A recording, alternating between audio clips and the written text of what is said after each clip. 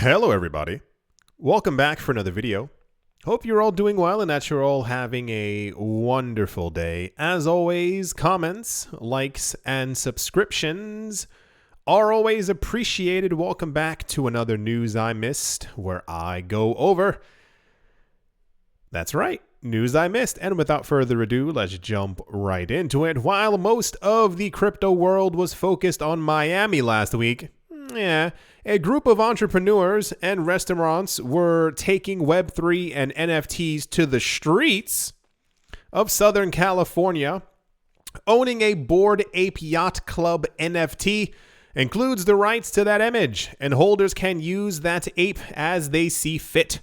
In this case, Kevin Seo, Andy Nguyen, and members of the Bored Ape community decided to open up a pop-up restaurant based on Bored Ape number 6184, and Bored and Hungry, which is what the restaurant is called, was born in partnership with Houston rapper, I think it says it there, his name is Bun B's, Trill Burgers and Belief Burgers.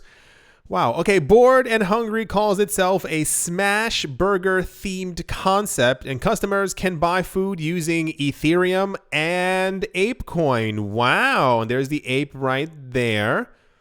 Fantastic. Another tweet for it right there. Wonderful. Billed as an exclusive social group of 10,000 unique NFTs, Bored Ape Yacht Club Yuga Labs Ethereum-based NFT project has seen more than $1.4 billion in trading volume since last April, according to DAP Radar. And they talk about the celebrities who have them, and so it's different. It's not like the normal cryptocurrency, NFT, metaverse space news that we get. That's for gosh darn sure. But cool. Interesting concept. There's also a little, I think it's a video down here. Yeah, right here. And the guy basically says that there's so many people on the line. It was like wrapping around the corner. And a lot of people in the neighborhood were voicing their concerns quite loudly that they did not care for the fact that there were so many people on their streets, because apparently, here's an even better shot. I think it's relatively residential and no one could walk on the streets, but cool. We already have 3 movies coming out, a TV show, I assume some figures and other things based off of them as well. So why not a restaurant? I hope they do well. I hope the burgers actually taste good. Is anyone in Southern California? Has anyone driven by Bored and Hungry? Are they good? That's always kind of I don't care what you call your burgers or what the name of the place is. As long as it's good, I'm probably going to be eating there. Anyway, that's the Bored Ape Yacht Club restaurant called Bored and Hungry. Wouldn't this be the... Have you guys ever seen the movie about how McDonald's got started? It's a very weird story, actually, but anyway, the point is, wouldn't it be really weird if in like 30 years, Bored and Hungry is like an actual huge franchise and they're like all over the world, and you're like, that got started because of an NFT. Wouldn't that be kind of just me? All right, that's the Bored and Hungry news. All right. Let's move on. Also in the news, the EOSIO protocol-based blockchains, they are EOS, Wax, Telos, and UX Network, have merged their development resources to take charge of the EOSIO protocol core code development. This core code is based on each of these 4 blockchains. In detail, this alliance has committed to bringing a combined $8 million in annual funding for core development and developer outreach in 2022. Despite these blockchains being different from one another, they will work together to rebrand the EOSIO technology stack. Additionally, this will constitute more security and new feature developments for the core code of the protocol. Yves LaRose, the fanciest name ever, The executive director of the EOS network remarked by saying, "This coalition represents a monumental shift in direction for the future of the EOSIO protocol. It is a huge milestone for all the business leveraging its technology. The network effect of multiple EOSIO blockchains working together to secure the growth and sustainability of our common code base and related open source innovations is a force multiplier that will be paying dividends for years to come." So I guess this is the 7.0 of the news that we've been hearing before. Apparently, the community has taken back control of EOS from Block 1. And then we heard about a rebranding. And then the guy who originally created EOS, Larimer, Michael something, announced that he was going to be having some other initiative that was going on.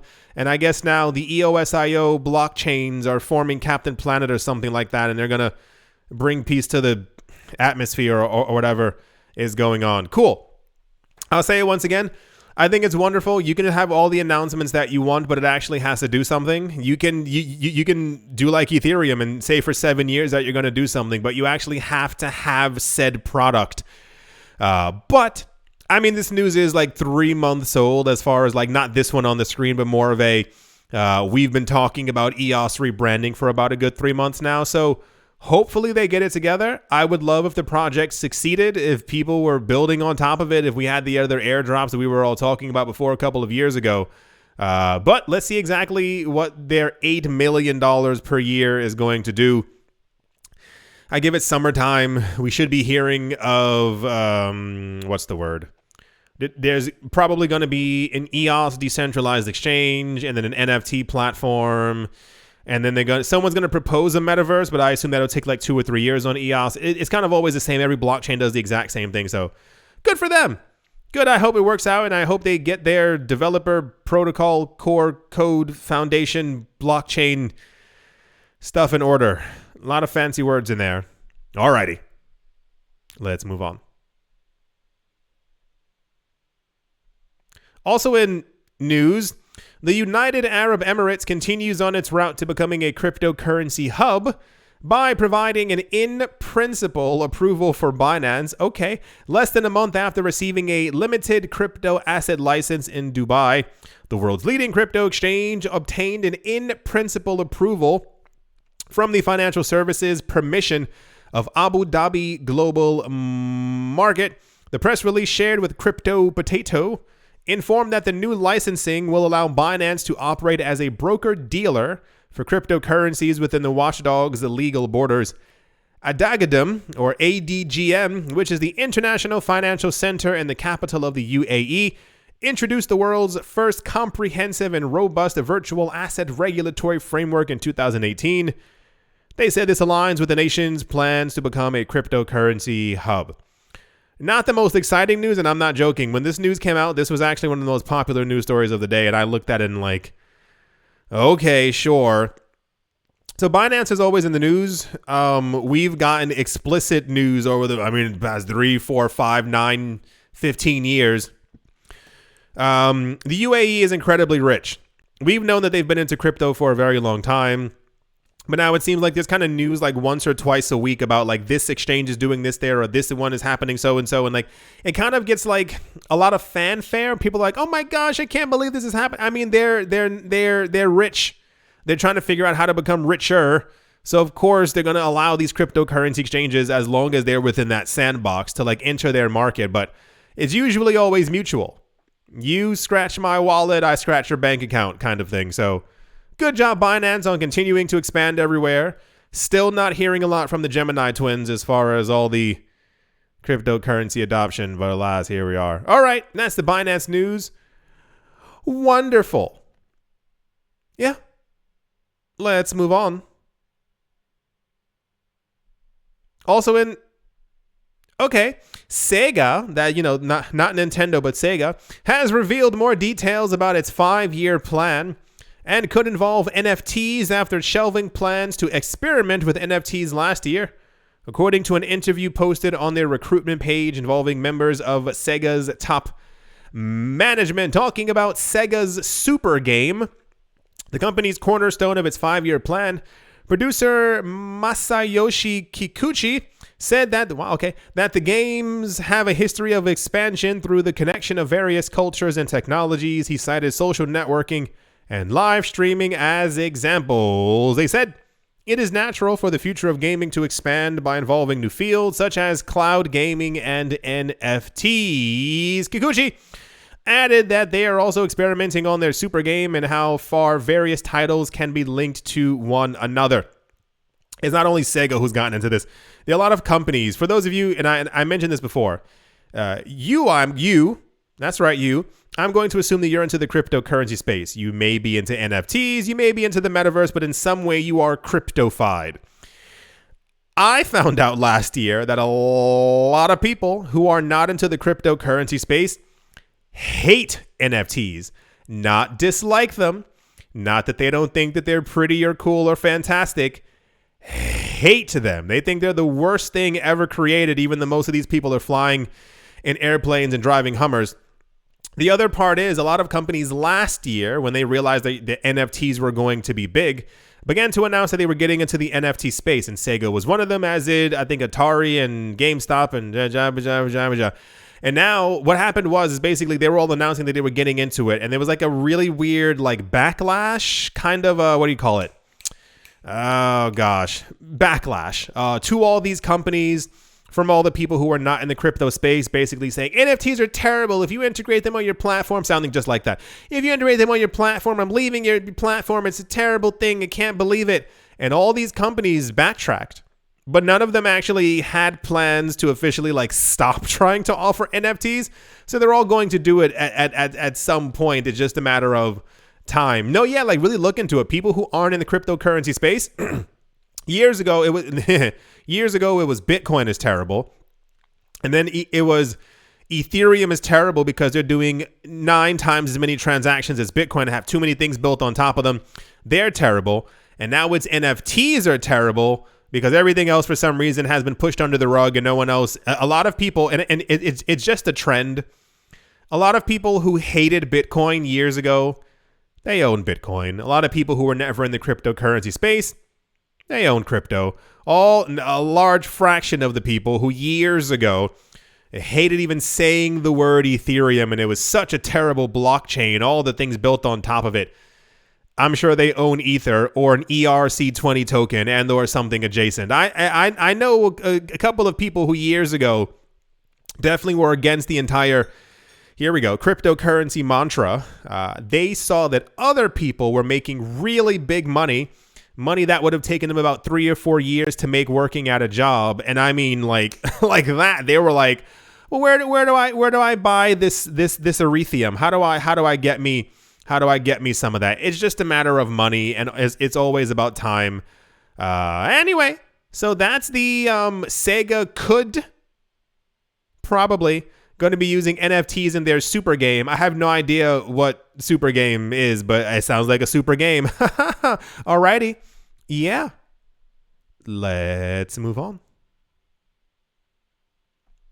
And to finish things off, a small town in rural Argentina has decided to invest into crypto mining hardware in a bid to raise money, there we go, to pay for improved rail connections and to beat inflation. Ambito reported that this initiative is being pioneered by a group by Juan Piodroveta, the mayor of Cerrodino, a town of 6,000 people in the Iriondoro, department in Argentina's Santa Fe province. There we go. Like many rural Argentine communities, Cerrodino has been hit hard by 19 and the economic fallout, as well as many months of spiraling inflation, as well as, this is depressing, as well as its own economic slowdown. My gosh.